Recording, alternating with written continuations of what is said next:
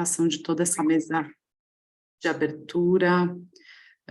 Foi muito interessante todas as falas, eu agradeço imensamente a todos. E agora nós daremos início às nossas atividades do Congresso. Eu vejo que a doutora Maria Aparecida Gugel já conseguiu entrar, doutora Ana Cláudia Figueiredo também. Gostaria de pedir para que elas abrissem as suas câmeras.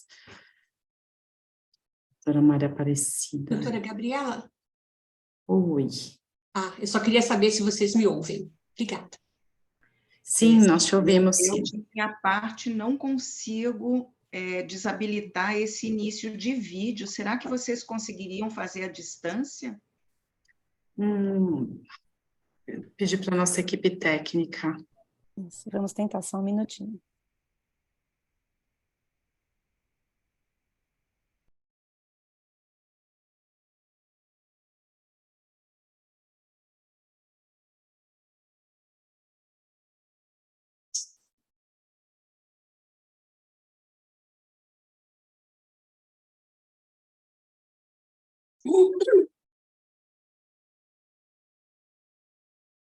Olha, está dizendo aqui que a minha câmera está sendo usada em outro aplicativo, mas eu não estou com nada aberto aqui, a não ser vocês. Tive que fechar tudo para poder chegar até esse link.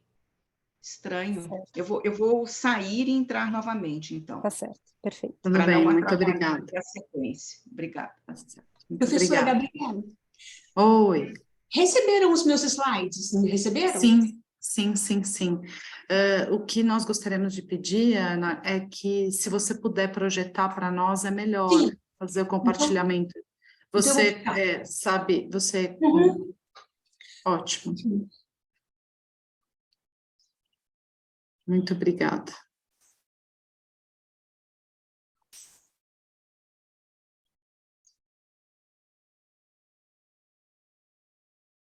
Só mais um minutinho. O webinário é isso mesmo, gente. Cada um... Às vezes a gente tem umas questões importantes aí com com a ferramenta. Eu vou... Aqui tem uma televisãozinha, né? Isso, tem o share screen aqui embaixo. Sim, achei. Aí você seleciona na hora que abrir, qual é. Isso mesmo. Estou tentando lembrar. A televisãozinha é para eu poder ampliar, não é? Não. Isso, exatamente. Você pode agora no seu próprio PowerPoint entrar na ferramenta de apresentação de slides, lá embaixo, né? Se você quiser. Aí, isso. Documento. Perfeito.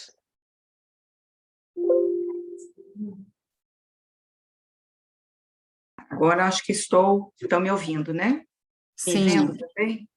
Que bom. Desculpa. O seu vídeo está iniciando aqui bom, pelo menos para mim, eu não sei se as outras pessoas estão te vendo. Ufa, é sempre com estresse. Não, o webinário tem sempre bastante emoção, doutora Maria Aparecida, pode ficar tranquila. Nós já...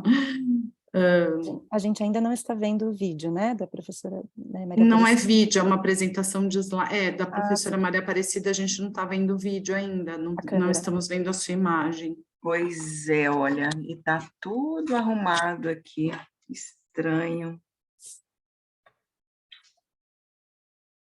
Bem, eu vou tentando aqui solucionar. Okay. Vamos lá. Certo.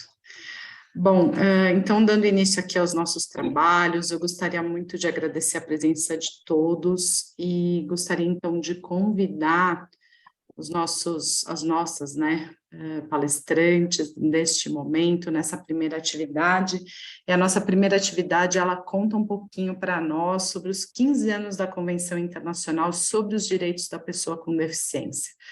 Essa primeira etapa do nosso evento, ela foi dividida nos grandes eixos que nós temos constitucionais, né? Então, os direitos das pessoas com deficiência, nós falaremos de segurança pública, de saúde, de assistência social, com a ideia de tentar, de forma integral,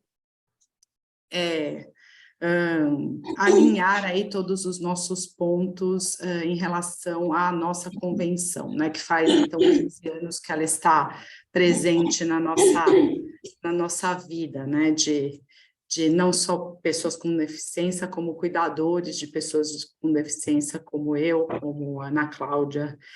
É um prazer apresentar essa mesa. Gostaria, então, de apresentar a doutora Ana Cláudia Figueiredo. A doutora Ana Cláudia Figueiredo vai fazer uma exposição breve do seu mini currículo, mas eu tive o prazer de conhecê-la pela Federação Brasileira de Associações de Síndrome de Down, por fazer parte do Comitê Técnico Científico da Federação Brasileira de Associações de Síndrome de Down, e por ser cuidadora de uma pessoa com síndrome de Down, então por estar na causa há 15 anos, a idade da convenção.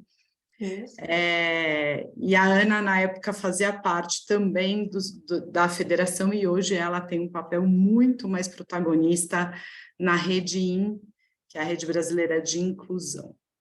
E a doutora Maria Aparecida Gugel, então, faço então a descrição breve do seu currículo aqui.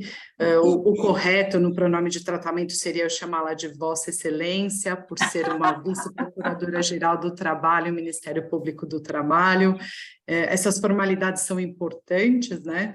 A doutora Maria Aparecida, ela é doutora em Direito Coletivo do Trabalho. Aí depois eu peço para ela falar com o seu sotaque italiano, o nome da universidade, e ela é escritora de livros jurídicos sobre pessoas com deficiência e idosos, e tem um protagonismo importantíssimo nos direitos da pessoa com deficiência no Brasil.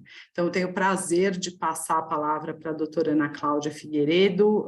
Peço que vocês coloquem as suas perguntas no chat, depois das apresentações, eu abro a sessão de perguntas. Ana, a palavra está contigo. Bom dia a todos, a todas e a todas aquelas pessoas que não se reconhecem por esses pronomes. Eu gostaria inicialmente de cumprimentar a doutora Maria Aparecida Gugel, com quem eu divido essa mesa, cumprimentar também a doutora Gabriela Wagner e agradecer a ela o convite por estar participando desse evento.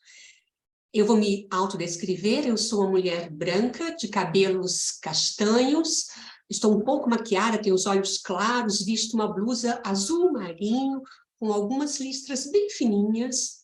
Tenho atrás de mim uma estante com algumas plantas e objetos e livros. Eu vou falar um pouco, participar um pouco aqui, falando sobre os direitos das pessoas com deficiência e a reabilitação do futuro.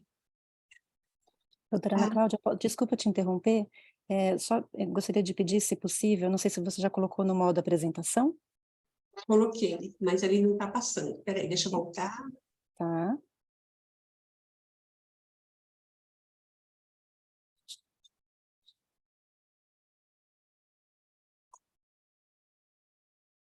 Espera aí.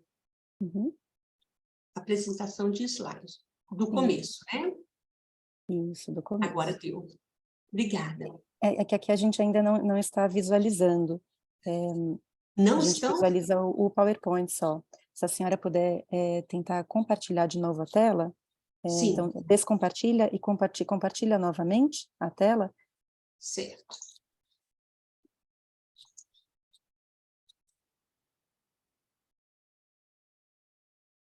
Conseguem ver agora? Isso, agora vamos tentar... ele já estava no modo de apresentação, não? Agora, já estava. Então é isso que eu acho que dá problema. Tira do modo de apresentação, por gentileza, para começar de novo do zero, sabe? Tá.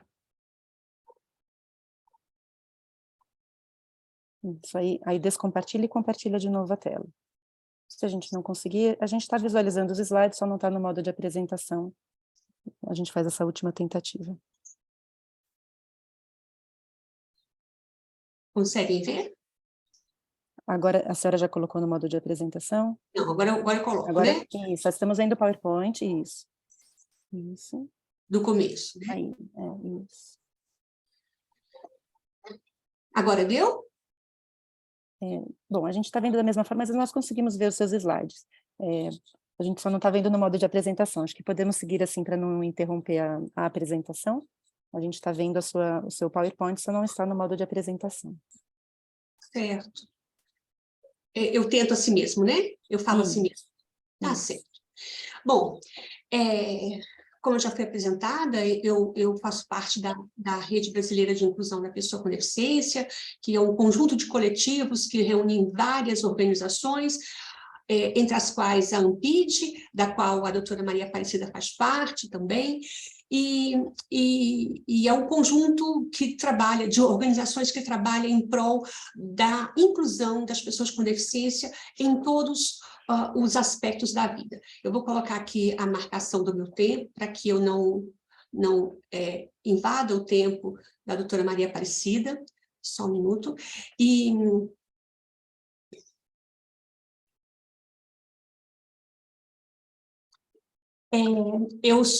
também estou fazendo mestrado no programa de pós-graduação de Direitos Humanos da Universidade de Brasília. E, como eu sempre digo, o meu principal papel é ser mãe da Jéssica Mendes de Figueiredo, que é uma jovem com síndrome de Down, com a trissomia do cromossomo 21. Bom, eu elaborei ali uma linha do tempo dos marcos principais da convenção, para que a gente possa visualizar, né, a construção desse documento tão importante, tão relevante para nós. A convenção ela foi proposta pela delegação mexicana em 2002. A proposta era de que tivesse uma convenção específica para o segmento das pessoas com deficiência.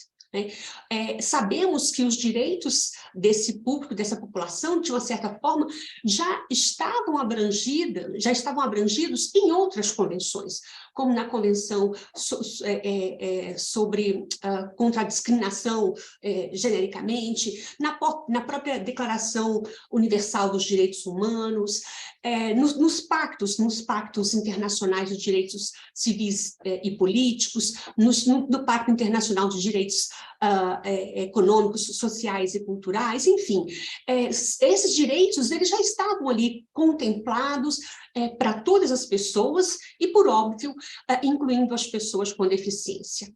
Mas percebeu-se que esses direitos contemplados ali não eram suficientes, não estavam sendo suficientes para mitigar, para reduzir ou para erradicar as diversas opressões e discriminações às quais essas pessoas viviam submetidas. E, infelizmente, de uma certa forma, em vários aspectos ainda vivem. Então, foi apresentada essa proposta pela delegação mexicana e, em dezembro de 2006, a proposta de convenção foi homologada, foi adotada pela Assembleia Geral da ONU. Em 30 de março de 2007, aconteceu aí a assinatura da Convenção Internacional sobre os Direitos da Pessoa com Deficiência e a assinatura também do seu protocolo facultativo. Doutora Ana Cláudia, posso te interromper só um minutinho? Eu vou pedir para compartilhar aqui a tela. Eu estou com seus slides aqui, porque a gente não está conseguindo ver a transição dos seus slides. Então, a gente vai tentar apresentar por aqui, pode ser? Pode, mas eu não tô, mas eles não estão, eles estão parados mesmo. Está parado na primeira tela? Tá. Ah, então tá bom. A senhora não fez a transição ainda, né? Não. Eu estou só seguindo aqui, fazendo essa linha do tempo com vocês. Tá, é que a gente está no primeiro slide, é isso que eu estou querendo dizer. Se a senhora passou, a gente não... Ah, então tá bom, desculpa. Naquela... Vocês estão vendo aquelas janelinhas em que estão as datas? Não. Não, a gente está vendo o primeiro slide que tem o título da sua palestra. Então eu vou parar de compartilhar para você passar por... Eu vou compartilhar, perfeito, fica mais fácil.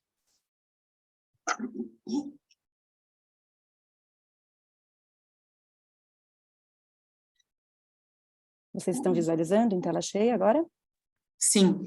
Certo. Então, vou passar aqui, nessa linha do tempo, né? Se puder falar só, pedir para eu passar, eu vou passando o slide. Obrigada. Isso.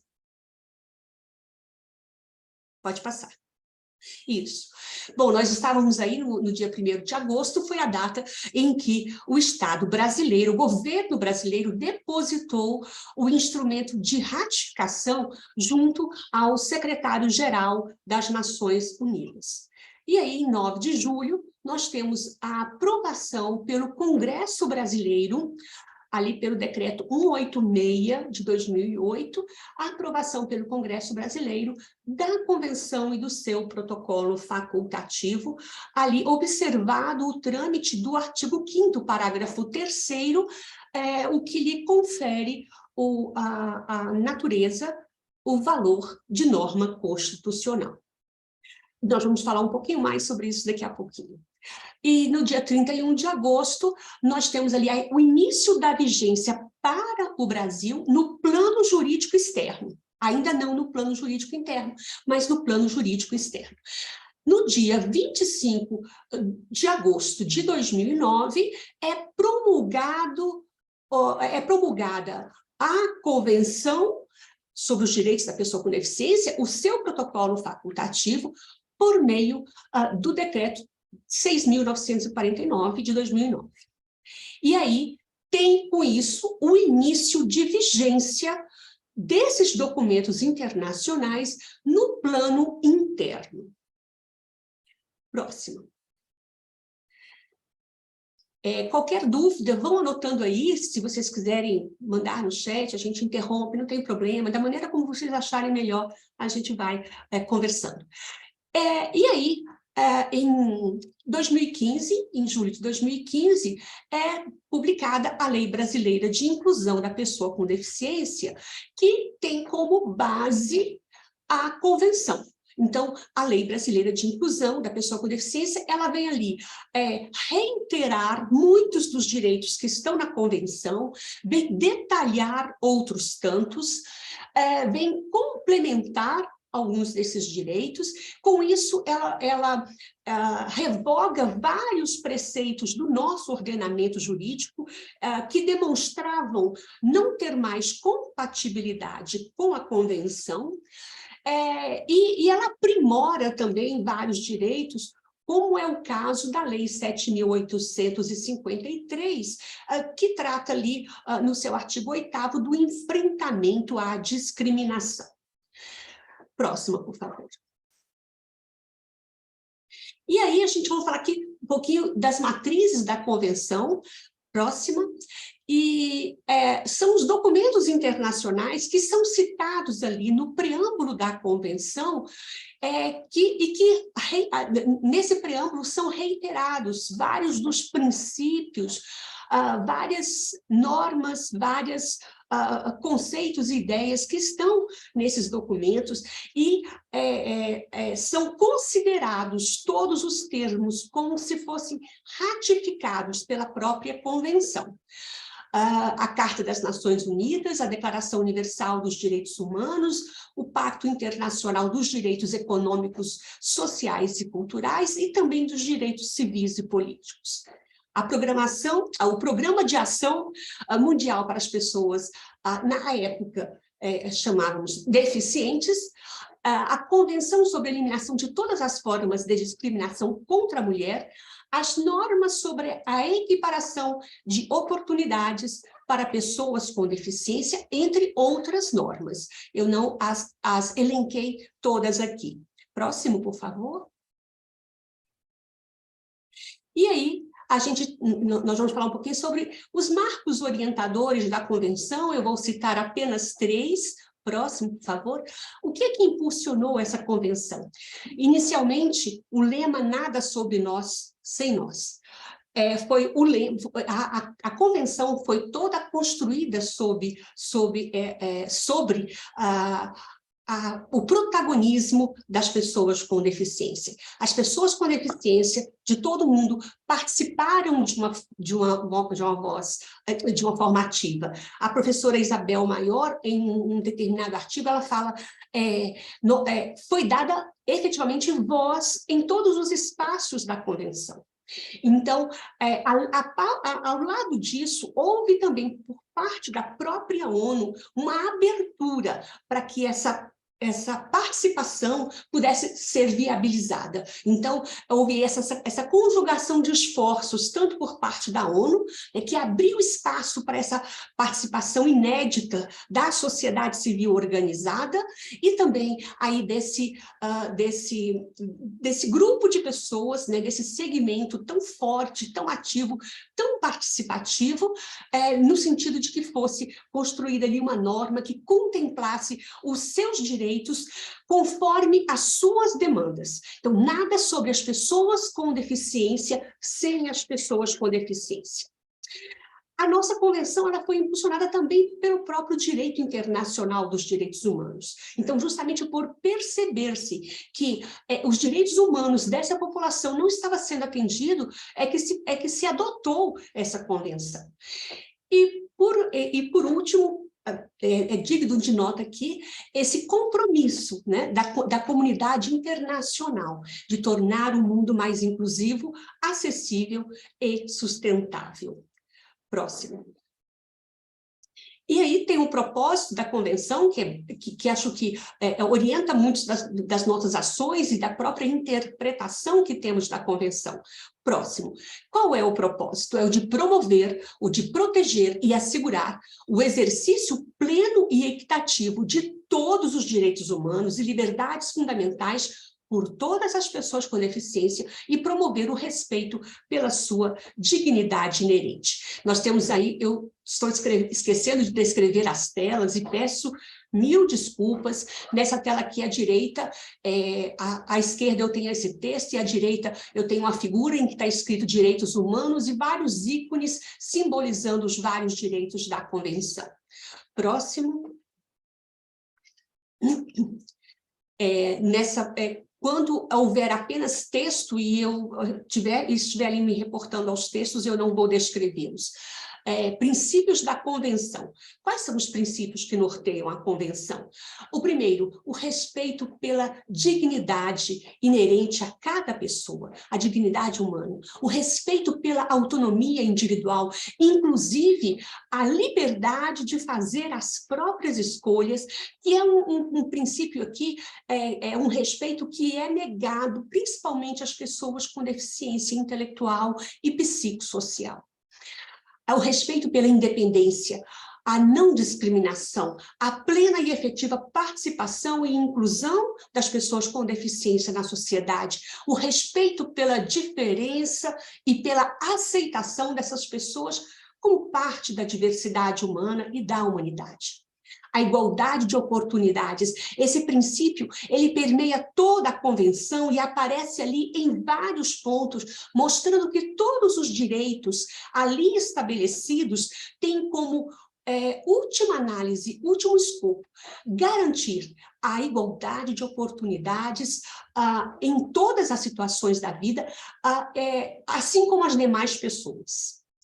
Não se busca não se busca privilégios, busca-se a igualdade. Os direitos são assegurados para que essas pessoas tenham participação plena e efetiva em igualdade de condições.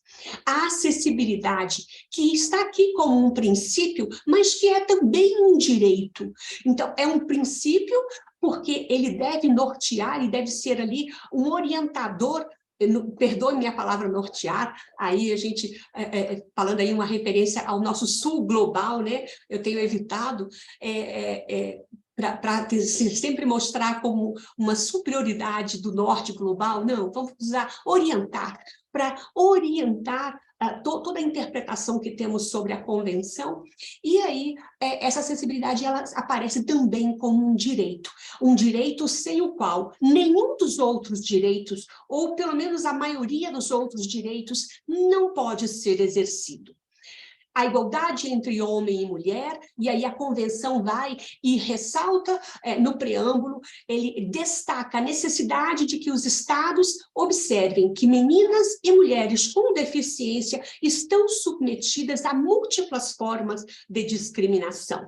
O respeito pelo desenvolvimento das crianças com deficiência e pelo direito dessas de ser preservada a sua identidade. Próximo, por favor. E agora, falando um pouquinho sobre a revolução jurídica que essa convenção desencadeou em nosso ordenamento jurídico. Próximo. Poderíamos falar muitas coisas, mas eu destaquei alguns para a gente poder refletir um pouquinho sobre esses pontos. O primeiro não seria nem bem uma consequência daquilo que ela pode ter desencadeado, mas foi a forma como ela própria foi incorporada ao nosso ordenamento. Foi toda a movimentação aí do movimento, esse movimento de pessoas com deficiência, esse sujeito coletivo de direitos que se colocou em marcha, que se colocou ativo para atuar no sentido de que o governo brasileiro, o Congresso Nacional, aprovasse essa convenção, observado ali os trâmites e os critérios, ali aquele maior quórum qualificado, para que essa convenção pudesse ser aprovada e tivesse o valor de norma constitucional. Então, a convenção hoje, ela tem o mesmo valor, ela tem igualdade ali de hierarquia no nosso rol de normas, e é como se fosse um capítulo constitucional.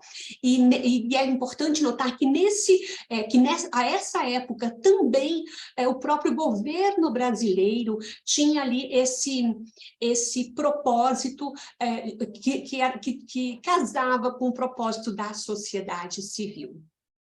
Próximo, por favor.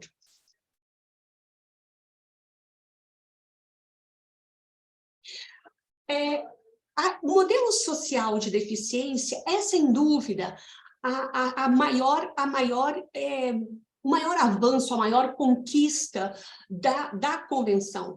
E o modelo social de deficiência vem ali determinando uma forma diferente de perceber a deficiência, de ver a deficiência. A deficiência hoje não é mais marcada apenas pelos atributos físicos e biológicos, psíquicos, ela passa a ser vista sob uma perspectiva relacional, sobre um viés humanizador. A deficiência passa a ser vista como o resultado da interação das barreiras ambientais, das barreiras físicas, das barreiras arquitetônicas, urbanísticas, as barreiras à comunicação e à informação. Dessas barreiras, as barreiras atitudinais, que são aquelas mais graves e mais importantes e mais difíceis de serem derrubadas em nossa sociedade, porque ela requer a disposição firme da sociedade no sentido de derrubar os preconceitos e a discriminação contra as pessoas com deficiência. Então, o que é o modelo social? É a interação dessas barreiras com os impedimentos nas funções e nas estruturas do corpo.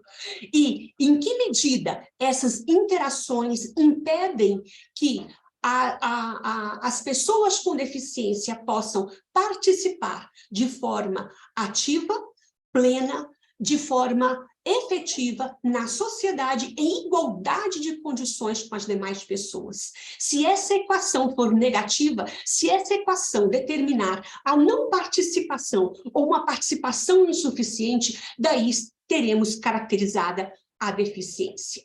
Próximo, por favor. Além do modelo social da deficiência, foi introduzido aí na linha do que diz Fonseca, o conceito político de deficiência. E aí temos, dentro do artigo 1 da Convenção, que trata do propósito, fala quem é pessoa com deficiência. E aí traduz de uma forma ali jurídica o nosso modelo social. Então, esse artigo, ele plasma, ele consagra, consolida o modelo social de deficiência quando diz que pessoa com deficiência é aquela que tem impedimento. Qualquer impedimento? Não, um impedimento de longo prazo, de qualquer natureza, física, mental, e agora temos usado psicossocial, isso já aparece ali em diversos documentos do comitê que faz o monitoramento da convenção nos países. Então tem sido substituída o termo mental, substituído o termo mental pelo termo psicossocial, de natureza física, psicossocial, intelectual ou sensorial, o qual, em interação com barreiras, pode obstruir sua participação plena e efetiva na sociedade em igualdade de condições com as demais pessoas. Aqui eu tenho uma figura de um cadeirante com as mãos ligadas a uma pessoa, a um boneco. São bonecos desenhados ali com figuras humanas. Uma foto que foi tirada num plano superior, e esse desenho desse cadeirante com essa pessoa em pé é formada por várias pessoas que foram colocadas juntinhas. Próximo, por favor. Aqui eu tenho um texto e à direita eu tenho um livro escrito Convenção, Decreto 6.949. E aqui a gente está falando aqui dos avanços e assim, de uma forma muito genérica. Que avanços? A gente pode ali dizer pela amplitude dos direitos e garantias assegurados às pessoas com deficiência nesse documento internacional. Amplitude tanto em termos de extensão, de quantidade de direitos, quanto em termos de profundidade, quanto em termos de consistência e de amplitude mesmo de cada um desses direitos. A amplitude também de obrigações dos deveres, eu errei ali, faltou um S, dos deveres impostos às sociedades e aos estados. Como agora nós estamos no modelo social, a responsabilidade pela inclusão não é mais da pessoa com deficiência, não é ela que tem que se superar para poder ser incluída na sociedade. Não é ela mais que tem que tentar superar os impedimentos, melhorar, se curar, entre aspas, para que possa ser incluída na sociedade. A sociedade agora é que tem a responsabilidade de derrubar as barreiras atitudinais e físicas, ambientais, para que todas as pessoas com deficiência possam ser incluídas na sociedade. Então, como exemplos dessa amplitude de obrigações, temos ali os artigos 8, que trata do dever do Estado brasileiro de conscientizar a sociedade, né, os poderes públicos, sobre os direitos das pessoas com deficiência, sobre a mudança de paradigma da deficiência, sobre esse novo olhar. Artigo 24 também, que trata ali do dever do Estado brasileiro de garantir um sistema educacional inclusivo em todos os níveis, em todas as etapas, a todas as pessoas com deficiência, independentemente do grau de comprometimento, como alguns insistem em defender. E também o avanço dela é determinado pela inovação em relação a alguns direitos, como é o caso do artigo 12, sobre o qual eu tenho escrito bastante, que trata do reconhecimento de igual capacidade às pessoas jurídicas, às pessoas com deficiência. E aí, a Convenção estabelece esse direito ao reconhecimento de igual capacidade, mas não sem garantir também outros direitos, como as salvaguardas, né? Ou seja, precisamos garantir que os direitos dessas pessoas sejam observados e sejam observadas as suas vontades e as suas preferências também. E essa garantia desse igual reconhecimento de capacidade é feito também dentro da criação de um novo modelo, de um novo sistema, um sistema de apoios, não mais um modelo de decisão substitutiva, como existia até então, mas agora um modelo de decisão apoiada. Por isso é que a Lei Brasileira de Inclusão, no intuito de aprimorar o artigo 12, é que introduz no Código Civil o artigo 1783-A, que introduz a figura da tomada de decisão apoiada. Próximo, por favor. E quais as constatações que a gente pode depreender do presente, considerados aí esses 15 anos? Próximo. Infelizmente, nós temos visto que, passados esses 15 anos, nós avançamos, sim, não podemos negar que avançamos. Avançamos, inclusive, no sentido de avançamos no sentido de começar a mudar a percepção da sociedade sobre as pessoas com deficiência.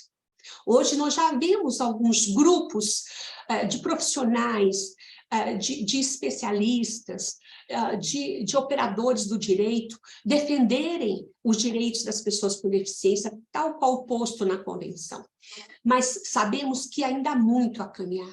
Sabemos que há caminho muito longo a ser percorrido. Ainda existe uma inércia do Estado em relação à implementação de várias políticas. E nós podemos citar como exemplo ainda a não regulamentação do artigo 2º, do parágrafo 1º do artigo 2º da Lei Brasileira de Inclusão, que implementa ali a avaliação biopsicossocial da deficiência. Então, o artigo 2º da Lei Brasileira na esteira, na linha do modelo social de deficiência estabelecido pela Convenção, na linha da classificação internacional de funcionalidades, estabelece, olha, a avaliação da deficiência, quando necessária, ou seja, ela nem sempre será necessária. Ela será necessária quando houver a necessidade por parte da pessoa que tem algum impedimento acessar algum benefício, algumas das políticas públicas que são ofertadas pelo governo. Como o governo não tem condições de garantir a todos aqueles que se declararem pessoas com deficiência, então é necessário que seja feita uma avaliação. Então diz a LBI que a avaliação, quanto necessária, será biopsicossocial. Nós estamos já num passo, numa mora do Estado brasileiro, de mais de 4 anos, e até hoje nós não temos ainda, estamos aí numa disputa muito grande com o governo, o atual governo, para que não seja publicado o decreto, porque entendemos que o decreto que está para ser publicado vai chancelar um instrumento que limita, que restringe direitos às pessoas com deficiência, além de restringir o próprio público que acessará as políticas públicas. Então, ali, nós estamos juntamente ali, na linha de enfrentamento da Rede IN, buscando que esse decreto não seja implementado, e buscando para que o próximo governo possa implementar e adotar o instrumento que foi validado pela UNB, aprovado pelo CONAD e aprimorado pela Secretaria Nacional dos Direitos da Pessoa com Deficiência, porque esse sim, ele observa e está em consonância com o artigo, com o modelo social de deficiência. Nós vemos também ali, já caminhando para o finalmente, os retrocessos impostos pelo governo, e eu vou citar só um, que foi o grave ataque que aconteceu o grave ataque que aconteceu à lei de cotas, por meio do projeto de lei 6159, e também o grave ataque à participação política das pessoas com deficiência, que aconteceu ali por conta do decreto, se não me engano, 10.841, que alterou o decreto, um outro decreto que recriou o CONAD. Por meio desse decreto, do 10.841, foram excluídos do CONAD os conselhos municipais, estaduais e distrital. O que é gravíssimo em termos de participação política das pessoas com deficiência e dos modelos dos movimentos sociais. um outro ponto que ainda carece de muita implementação é a questão da acessibilidade, que continua tão precária em todas as áreas, acessibilidade comunicacional, ninguém fala isso, inclusive no governo, ninguém pensa que um discurso de uma autoridade pública tem que ter legenda, tem que ter uma audiodescrição, tem que ter a língua de sinais, ninguém lembra disso. E isso é muito grave ainda. Nós temos ali o capacitismo, né, que ainda acontece em relação aos direitos ao trabalho e à inclusão escolar. Temos, enfim, o desprezo aos direitos das pessoas com deficiência. Poderia ali citar outras questões, mas já caminhando finalmente, para eu não ultrapassar os 30 minutos que me foram concedidos. Próximo, por favor.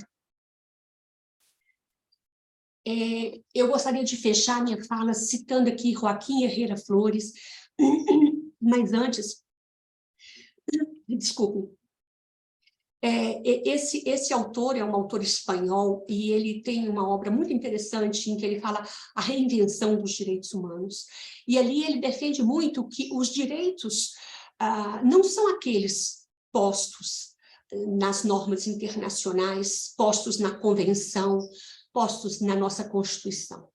Ele fala antes que os direitos, eles são os resultados de processos conflitivos, de processos discursivos, de processos de confronto e de diálogo, feitos pela sociedade civil, feitos de processos de que participam os oprimidos, de que participam aquelas pessoas que não têm usufruído dos bens.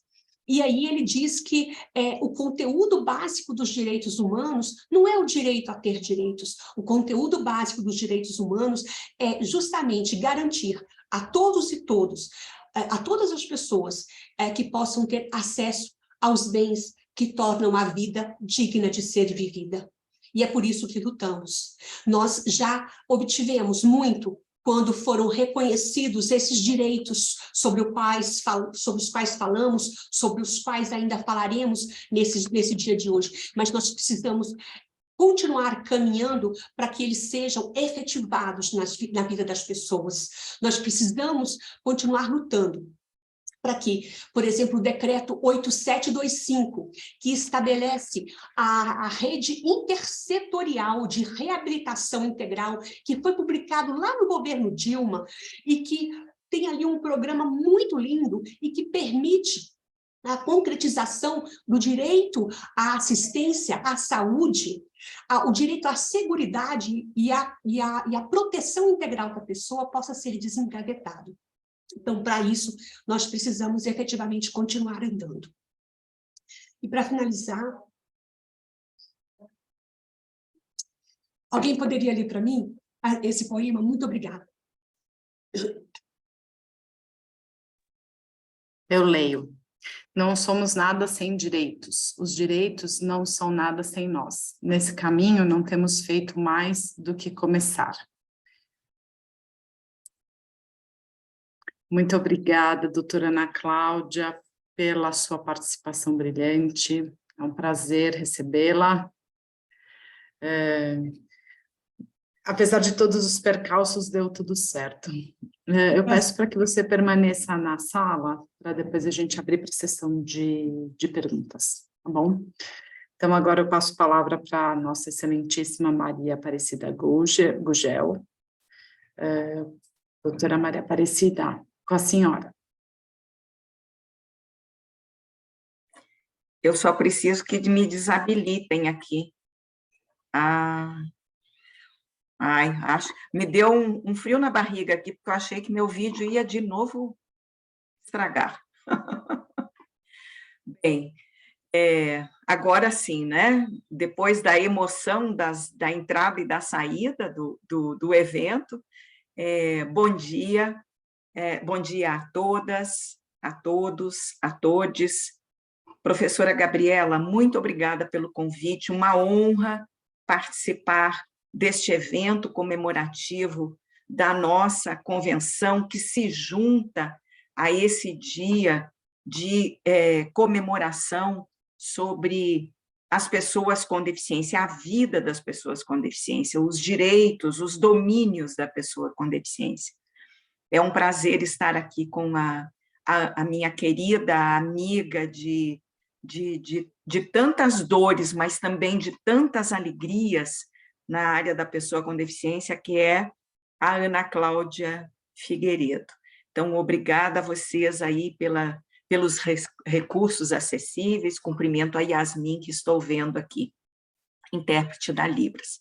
Bem, eu sou Maria Aparecida Gugel, sou uma mulher branca, de cabelos brancos curtos, muito brancos e muito curtos, tenho 63 anos de idade, meu rosto é fino, eu uso óculos de grau, estou aqui no meu ambiente doméstico, atrás de mim tem uma estante com livros, e estou usando uma blusa mostarda, um amarelo ouro, não é para comemorar a Copa, nem nada, é simplesmente uma roupa amarela, com muita esperança de um novo amanhecer logo no dia 1º de janeiro. Pronto, falei. Né? Bem, professora Gabriela, eu fiz aqui, tentei aqui fazer, vou tentar fazer uma explanação, que eu ouvi atentamente a Ana Cláudia já deu uma estrutura magnífica para o significado da Convenção sobre os Direitos da Pessoa com Deficiência no nosso sistema jurídico, e não só isso, no protagonismo que nós queremos que a partir da Convenção todas as pessoas com deficiência tenham na sociedade brasileira. Então, eu vou fazer assim uma incursão, inicialmente, pelos desafios, e aí uma coisa mais, vou tentar ser mais prática, para fazer essa ligação, né, dos desafios postos na Convenção e nos dispositivos legais que temos para fazer a implementação, né, desses direitos baseados nos desafios, mas atrelado ao controle social que é feito junto com a sociedade civil organizada brasileira. Né? E acho que é isso que nós devemos comemorar nestes 15 anos. Avanços, mas também retrocessos e também omissões. Né? A Ana colocou em muitos pontos ali a pobreza do Estado brasileiro em enfrentar determinadas questões que são cruciais para a implementação da Convenção. Então, eu começo pelos desafios. Estudando a Convenção ao longo desse tempo, e lá na leitura dos seus propósitos, dos seus reconhecimentos, a gente destaca 4 grandes desafios postos na Convenção sobre os Direitos da Pessoa com Deficiência. O primeiro desafio, e é aquele que alavanca todo o sistema de proteção trazido pela Convenção, é o conhecimento dos direitos das pessoas com deficiência. Não só pelas pessoas com deficiência, mas pela sociedade em geral. Esse conhecimento, ele está refletido num artigo muito importante da Convenção, que é o artigo 8, tratando da conscientização, porque é a partir do conhecer esses direitos e do conscientizar sobre a existência desse direito é que nós vamos elevar, né, a nossa sociedade brasileira em relação à Convenção e, claro, todas as normas, todas as regras que a regulamentam. Né? E esse conhecer o direito da pessoa com deficiência, em todos aqueles domínios que estão na Convenção, ele reflete diretamente essa possibilidade de participação ativa das pessoas com deficiência das decisões que são tomadas nos diferentes níveis governamentais, né, federal, estadual e municipal, além das instituições, né, as instituições que servem à sociedade brasileira, o Poder Executivo, Poder Legislativo, Poder Judiciário, Ministério Público, enfim, todas as instituições que, de uma maneira ou outra, prestam serviços à sociedade, né? Então, esse conhecer o direito atrela-se a essa participação que queremos ativa das pessoas com deficiência nas tomadas de decisões que lhe afetem, né? E, especialmente, as políticas e programas públicos, né? As políticas públicas que são lá engendradas, gestadas nos conselhos de direitos. Já vamos chegar lá. O segundo desafio está em identificarmos as múltiplas formas de discriminação hoje existentes na sociedade, né?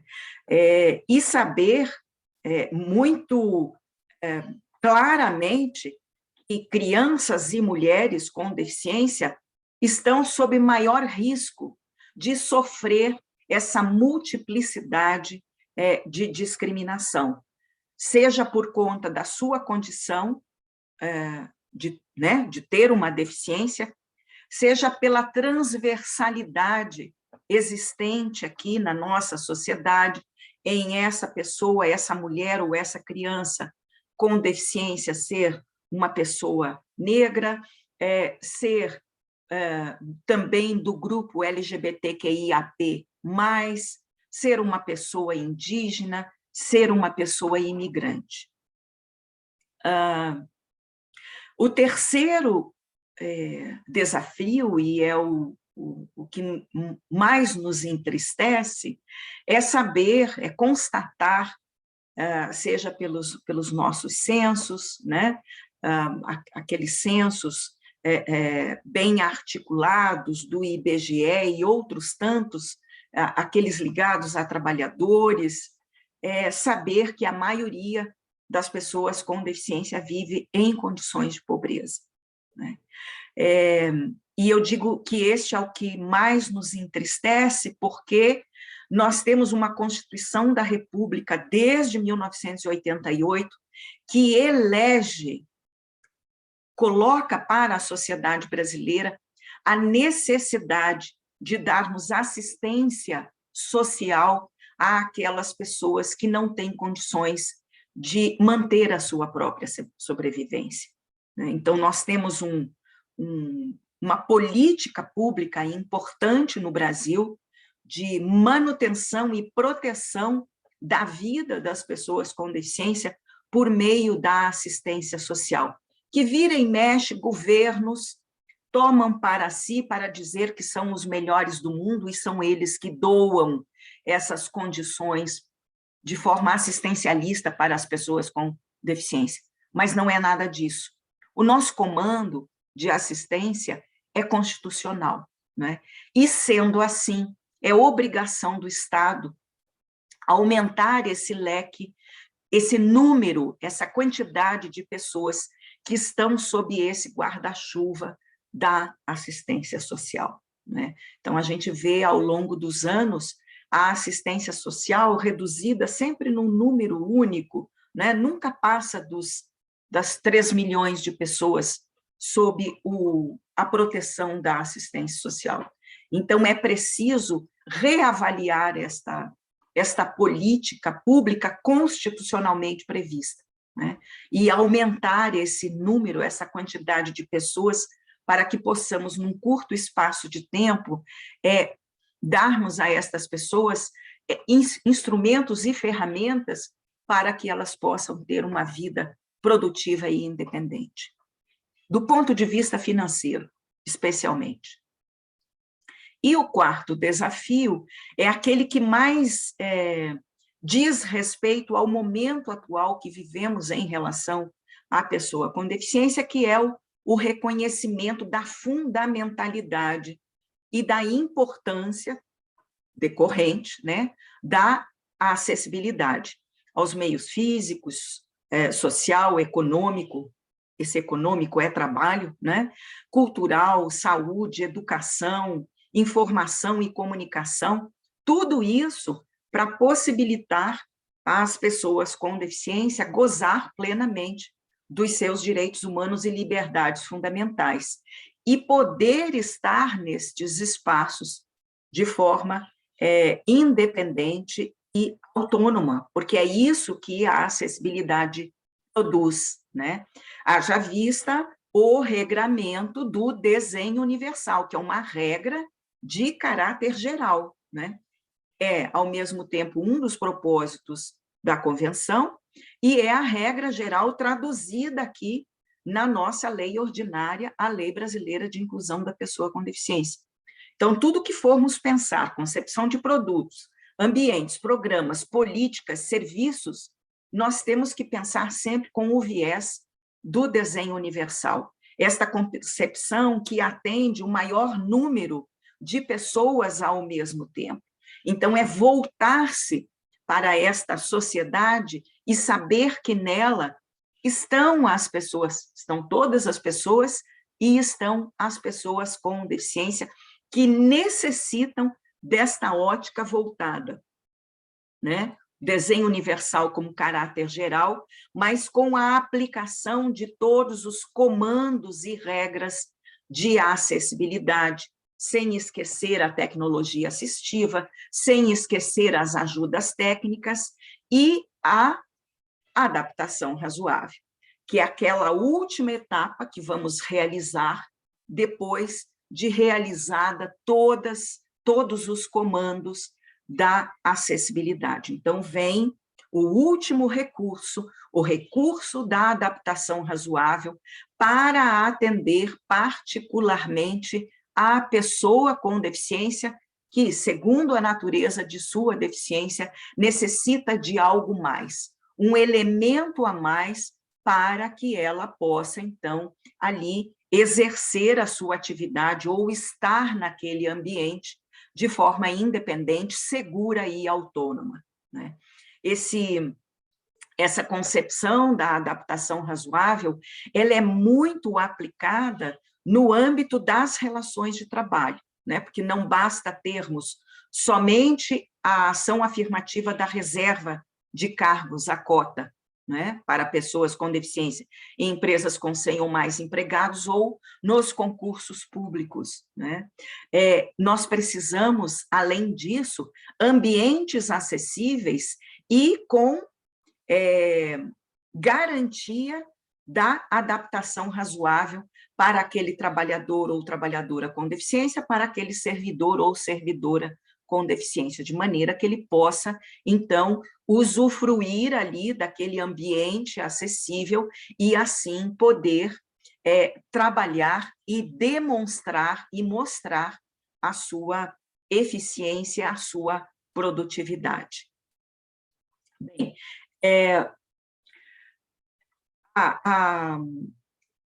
essa concepção voltada para a acessibilidade reporta-nos à questão da quebra das barreiras. A Ana já falou, né, porque tratou do conceito da pessoa com deficiência, mas esse direito fundamental, ao mesmo tempo um instrumento e um direito fundamental, porque está previsto na Convenção sobre os Direitos da Pessoa com Deficiência, o significado da acessibilidade, né, de ser ao mesmo tempo um direito e um instrumento, que, volto a dizer, permite essa vida independente, segura e autônoma da pessoa com deficiência e a garantia de participação social, ela implica em termos muito claro que são necessárias as quebras das barreiras, né? Acessibilidade é isso, é quebrar barreiras, é eliminar barreiras, né? Todas estas que estão aqui convivendo em nossa sociedade, sejam elas as barreiras físicas, né? Que são as urbanísticas, as arquitetônicas, as de transporte, as de comunicação, as tecnológicas, né? E eu sempre, quando falo em barreira física, eu uso o mecanismo da demonstração da barreira física no trabalho relacionada às barreiras urbanísticas, porque a pessoa trabalhadora, para chegar no seu ambiente de trabalho, ela frequenta as ruas, né? Ela percebe a existência ou não da mobilidade nessas ruas, ela se utiliza de um transporte, que quase sempre é um transporte coletivo. Então, esse fio que leva a pessoa com deficiência de sua casa até o trabalho, todas estas barreiras ali existentes, neste percurso, neste caminho, não podem existir, sob pena de imprimir à pessoa com deficiência maior esforço e quase sempre com a quebra de sua dignidade para chegar até o trabalho. E essa forma de pensar a gente pode retratar em todos esses percursos, né? De sua casa, o transporte para a escola, de sua casa, o transporte para um posto de saúde, um hospital, a sua casa, o transporte para buscar um serviço público, né? E, sobretudo, nestas barreiras físicas, estão as barreiras de comunicação, que, se existentes, impedem que a pessoa com deficiência acesse a informação, a boa informação, a completa informação, né? No outro estágio, e eu coloco isso num patamar mais elevado, porque eu chamo de a rainha das barreiras, né? São as barreiras atitudinais, aquelas que envolvem atitudes e comportamentos por ação ou por omissão. Então, agora imaginemos aqui, no âmbito da administração pública, não é? Um gestor público que se omite em relação à pessoa com deficiência, omite criar regras e comandos, esquece delas, ou então cria regras e comandos que reforçam a exclusão da pessoa com deficiência naquele ambiente onde deveria prover o máximo de acesso das pessoas com deficiência, seja buscando um serviço, seja trabalhando naquele local. Então, essa barreira da atitude, que no dia comum aqui, do nosso dia a dia de convivência, hoje é chamada de capacitismo, né? Porque tem essa dupla conotação, né? De ou discriminar severamente, ou por subterfúgios, elevar, né?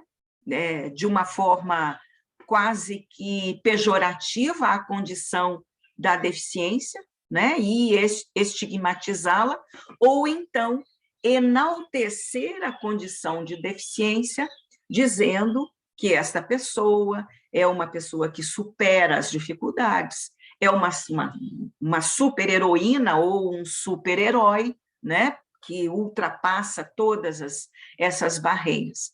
Então, esse capacitismo, ele precisa ser enfrentado com regras e comandos próprios, né, acessíveis, que coloquem a pessoa com deficiência no seu devido lugar, segundo a convenção, qual seja exercício com dignidade de todos os direitos e liberdades fundamentais, né? Bem, dito isso, né, é bastante mais simples compreendermos o propósito da convenção, né, que é identificar o destinatário de todos aqueles direitos, né, voltados à saúde, educação, trabalho, habilitação e reabilitação e tantos outros, né? Mas, para isso, entendendo quem são as pessoas com deficiência, segundo a natureza dessa deficiência física, mental, relacionada à saúde mental, intelectual, relacionado ao cognitivo ou sensorial, né? Pessoas cegas, surdas, com baixa visão, surdo-cegas. Esses impedimentos que essas pessoas têm são aqueles que, interagindo com essas diferentes barreiras físicas e atitudinais, proíbem a sua plena participação. Pronto. É este o propósito da convenção, compreendermos que as barreiras existentes é que se chocam com a pessoa com deficiência. Não é a deficiência o valor essencial para que a gente possa realizar o direito. O valor essencial para a realização do direito está na eliminação destas barreiras. Então, se a gente pudesse dizer assim, numa linguagem muito, muito popular, a culpa é nossa. A culpa é da sociedade brasileira, que persiste em manter as barreiras nos seus variados ambientes. A culpa é do Estado brasileiro, que não se sobrepõe a essa realidade e diz, não, agora a minha principal política será tornar o Brasil acessível em todos os domínios, em todas as instâncias, dar o exemplo, iniciando por todas as áreas do Poder Executivo, e dizer, olha, é assim que precisamos estar preparados para acolher, receber, permitir o trânsito independente e autônomo das pessoas com deficiência em nossa sociedade. Bem, eu não fui diligente como foi Ana, e eu me perdi aqui no tempo. Eu não sei quanto tempo eu tenho ainda. Poderiam me dizer? Doutora Maria Aparecida, o seu tempo já esgotou, mas... Gente do céu! Tá vendo, Ana? Ana, o reloginho nunca funciona, o reloginho interno. Não tem problema. Eu poderia só fazer uma conclusão voltada para um mecanismo importante, porque tem tudo a ver com essa questão da acessibilidade, né? Claro, pode sim. Assim, sim. Nós temos duas perguntas no chat, então, a senhora puder encerrar por volta de umas 10h15, 10h10, para nós, 10h20, tá ótimo, tá bom? Tá ótimo.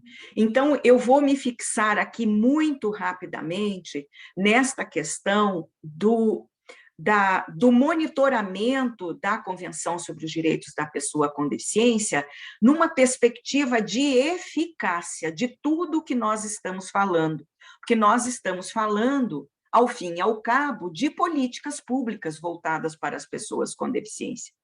E onde é que essas políticas públicas ocorrem? No âmbito do controle social, né? A sua gestação, a sua criação, a sua elaboração ocorre dentro dos conselhos de direitos, né? Mas tem um outro mecanismo trazido na convenção, que é o monitoramento.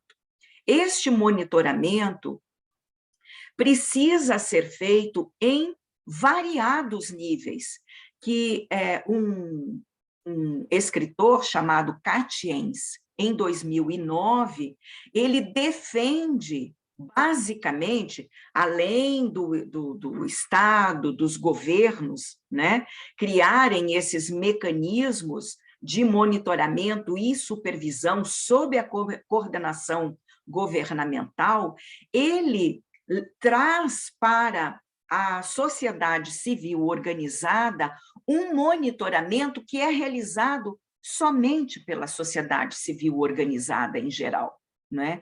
Particularmente organizações de pessoas com deficiência, que se reúnem, pessoas ligadas ao direito das pessoas com deficiência, que se reúnem para, com uma ótica muito fiscalizatória, né, buscar entender se aquele direito, aquele domínio está previsto numa política pública e está sendo efetivamente cumprido, realizado, né? E eu deixo aqui como exemplo, né, a gente pode, num outro momento, conversar um pouco mais sobre isso, mas eu deixo aqui o exemplo da própria Rede IN, né, que Ana Cláudia bem representa, e que eu, por via indireta, por conta da ANPID, a Associação Nacional de Membros do Ministério Público, estamos lá organizando esta forma de enxergar as estruturas de poder, né? E se elas estão efetivamente buscando realizar os avanços das pessoas com deficiência. Esse professor, doutrinador, ele diz uma coisa que eu acho assim fundamental e eu escrevi aqui para dizer para vocês. Então, ele diz assim: aos estados e governos poderia ser dito: diga-me o que tem feito com relação ao artigo 33 da Convenção sobre os Direitos da Pessoa com Deficiência em medidas para implementar e monitorar esta convenção, e eu te direi quem tu és, em face de seu compromisso com a convenção e com o avanço dos direitos das pessoas com deficiência. E com isso eu finalizo para não prejudicar aqui as nossas perguntas. Bom, muito obrigada. É sempre bom ouvir quem tem o domínio dos nossos direitos, né? Porque nós sempre pisamos em ovos nas nossas regras de convivência social, na verdade. Então, eu gosto muito de poder ouvi-las, né? É sempre um prazer. Eu gostaria de pedir para a Ana Cláudia abrir a câmera, se possível, para eu poder começar as nossas perguntas. Acho que a Ana, já ela... nós temos aqui 3 perguntas no chat, né? 2 perguntas do Cristiano e uma pergunta, e na verdade são 4, e 2 perguntas da Benícia, né? Elas se complementam. Então, o Cristiano, ele agradece, parabeniza a fala das doutoras pelas explanações, e ele faz 2 perguntas. Eu acredito que seja mais interessante eu ler as perguntas e depois passo a palavra para vocês responderem, né? Doutores, o Brasil, infelizmente, continua apresentando graves violações aos direitos humanos e continuamos a presenciar todos os dias em nossas cidades danos graves causados a pessoas com deficiência, sejam de ordem moral e psicológica ou até mesmo com a própria vida, mesmo após a assinatura de pactos e tratados que são normas congentes e obrigatórias. Deficientes são atropelados todos os dias nas faixas de pedestres.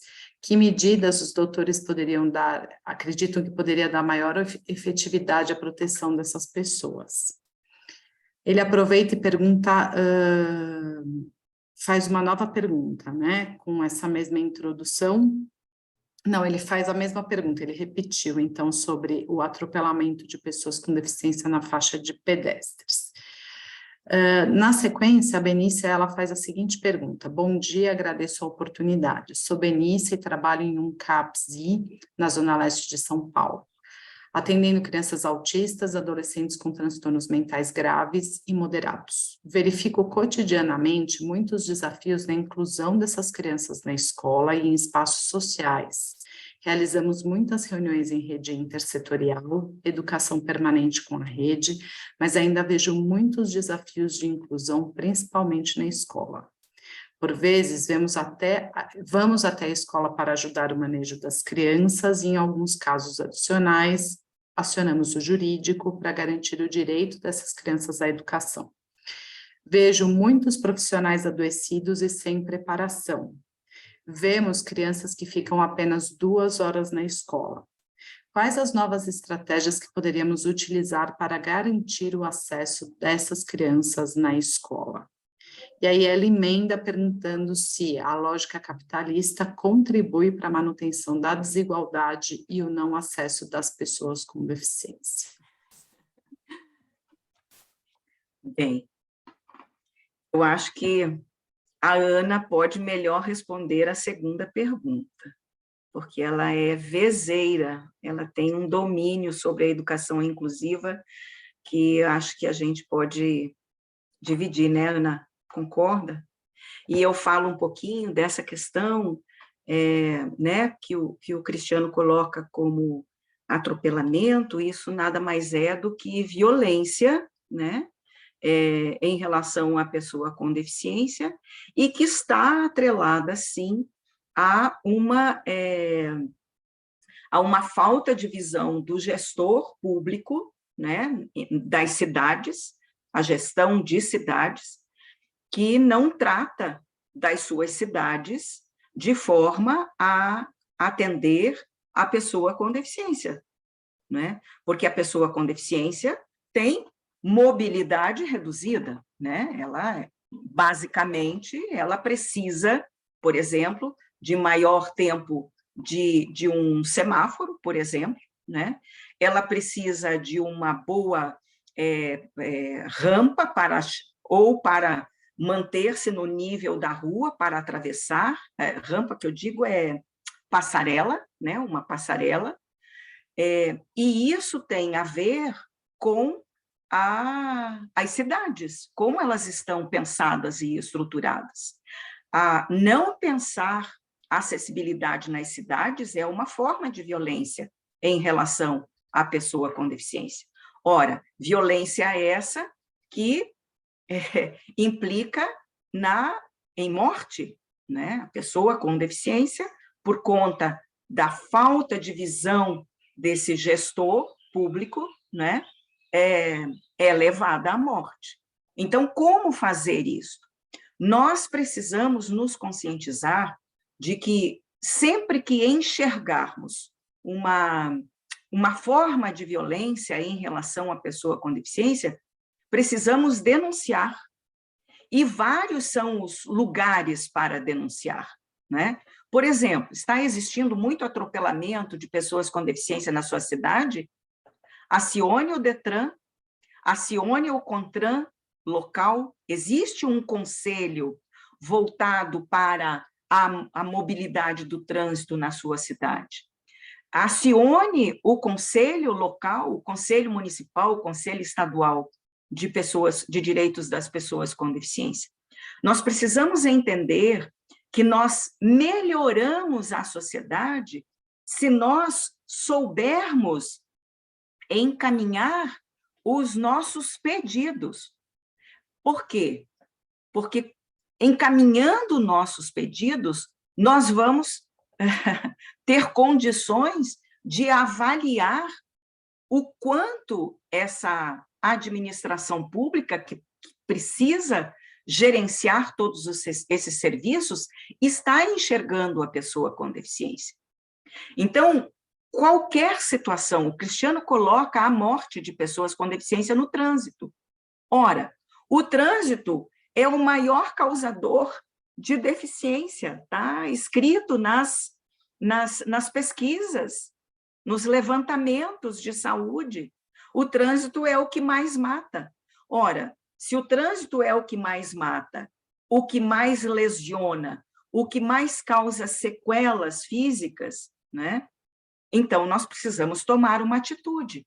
E essa atitude, ela precisa ser ativa e não passiva. E não só ver, reclamar e não fazer nada. Nós precisamos buscar que órgãos são esses que podem ministrar, não é? Essa, digamos assim, essa acessibilidade para que pessoas com deficiência não morram em passarelas ou fora delas, porque elas não existem eventualmente, né?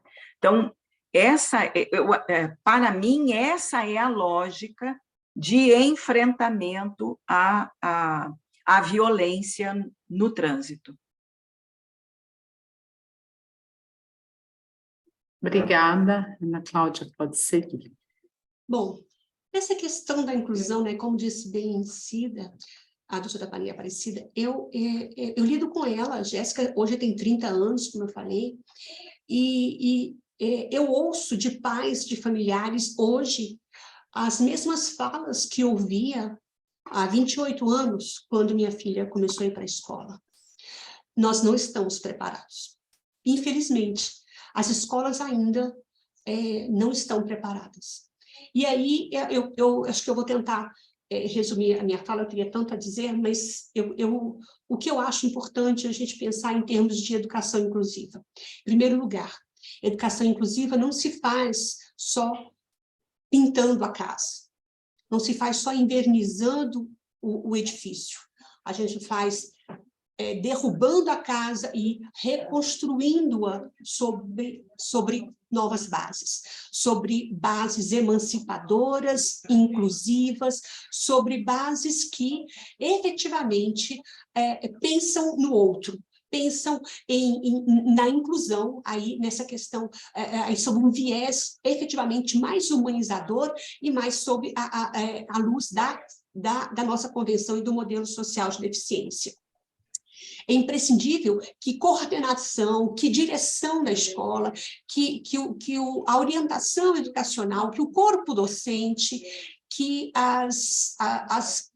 todas as pessoas envolvidas na escola, as pessoas responsáveis pela limpeza, pelo portão, todas sejam conscientizadas, de novo aquele nosso artigo 8, todas sejam conscientizadas dos direitos dessas pessoas, que essas pessoas têm o direito de estar ali, que não é um favor da escola acolhê-las ou recebê-las, que elas crescem muito estando nesse ambiente comum, mas a sociedade cresce muito mais quando aprende também com ela e quando se torna, adquire valores mais elevados, quando convivem com a diferença e num ambiente que valoriza a diversidade como parte da humanidade. E ali eu vou fazer uma referência à ADI 5357, a ADI 5357, que é um voto do ministro Edson Fachin e de outros ministros e ministras do STF,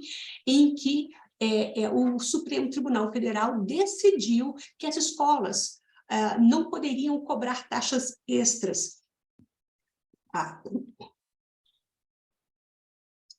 Garganta hoje não está ajudando.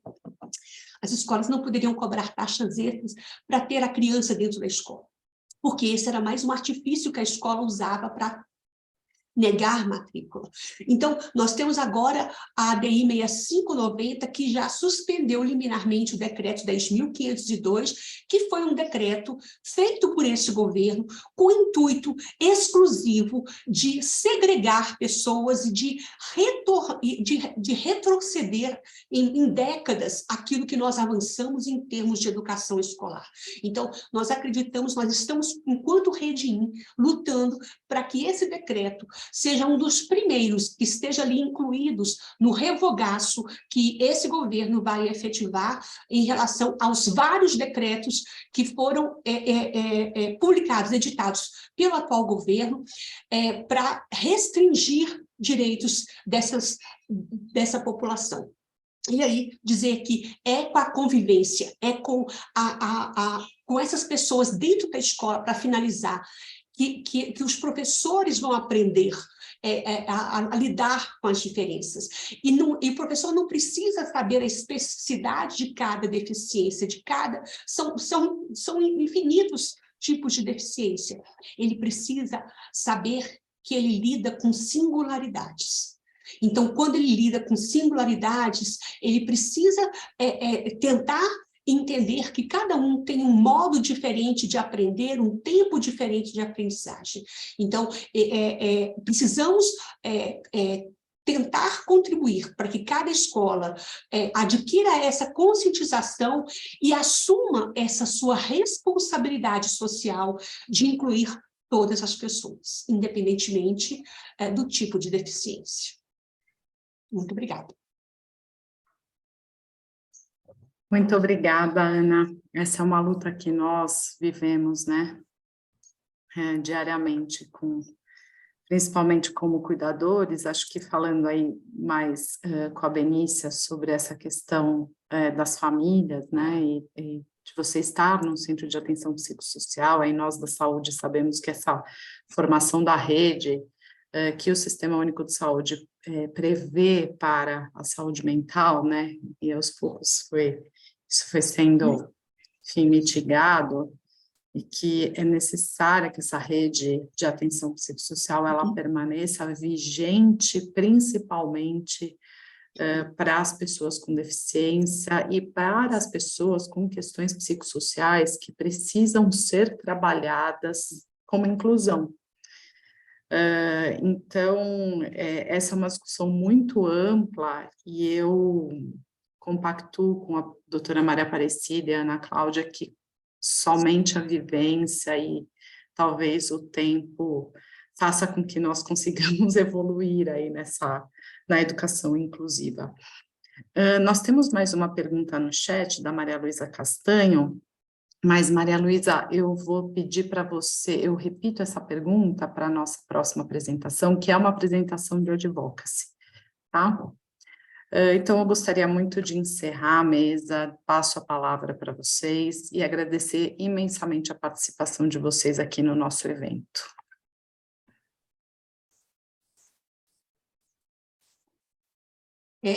Eu gostaria só de reiterar a minha gratidão pelo convite, pela possibilidade de estar participando com vocês desse evento para refletirmos, né, sobre os direitos das pessoas com deficiência e a imprescindibilidade de que eles não estejam só no papel, mas de que eles sejam uma realidade na vida daqueles que sofrem opressão, na vida daqueles que são excluídos todos os dias. É muito importante que repensemos estratégias, que pensemos em estratégias para tentar efetivar e retomar aí o decreto 8725, que trata dessa questão dessa rede intersetorial, que vai viabilizar aí essa questão da reabilitação. Agradeço mais uma vez e sigo sempre à disposição. Muito obrigada. Eu também, da mesma forma, agradeço muito o convite, professora Gabriela, e a todos os participantes aqui do evento, uma casa cheia, dá gosto de ver, né? E dizer a todos vocês que a implementação dos direitos, a realização dos direitos, ela se faz no dia a dia, né? Nada, nenhum papel publicado, ele tem valia se nós não nos envolvermos com medidas, com voluntariado, seja por força de ofício, mas se nós não nos envolvermos para que aquele direito seja realizado, né, com as ferramentas que tivermos, né? Todos nós e todas nós temos qualidades, e acho que a gente pode utilizar desses mecanismos, dessas qualidades, dessas ferramentas, para, como se diz na forma popular, tirar o direito do papel e fazer com que a pessoa viva aquele direito, né? E viver o direito significa que ele está ali à disposição, mas porque nós nos esforçamos para que ele esteja vivo. O direito é vivo, né? Tanto que ele altera-se no tempo, né? Os fatos sociais vêm e alteram esse direito. E a nossa alteração de direitos voltados para a pessoa com deficiência foi fundamental com a Convenção sobre os Direitos da Pessoa com Deficiência. Então, nós temos que pegar esse libelo de dignidade, né? E fazer valer todos os dias. E somos nós que fazemos isso, né? Agora, nós temos que fazer isso sempre lembrando que o protagonista dessa caminhada é a pessoa com deficiência, né? E qualquer dúvida, a gente pergunta à pessoa com deficiência. Ela nos dirá a melhor forma de encaminhar para uma solução, né? Então, Essa é a minha percepção do que vivemos e como devemos estar nessa sociedade brasileira, construindo, recompondo culturalmente a nossa sociedade. Muito obrigada. Doutora Maria Aparecida Gugel, muito obrigada pela sua participação. Doutora Ana Cláudia Figueiredo, muito obrigada pela participação. Eu encerro esta mesa, então.